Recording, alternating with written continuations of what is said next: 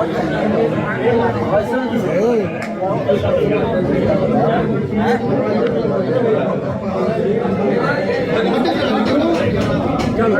आप सभी ने इस वीडियो में देखा पवन सिंह मनोज मिश्रा की शादी में पहुंचे, वहां से जितना सारा वीडियो आएगा खैर इस चैनल पे देखने को मिल ही रहा है। लेकिन आप सब एक फोटो में देख सकते हैं अखिलेश कश्यप और पवन सिंह एक साथ नजर आ रहे हैं। तो इस चीज से ये डाउट क्लियर हुआ है कि पवन सिंह और खेसारी लाल यादव के बीच में जो छोटी छोटी विवादें होती रहती है वो नॉर्मल विवाद ही होता है। जब एक साथ मिलते हैं तो मस्ती करते हैं लोग।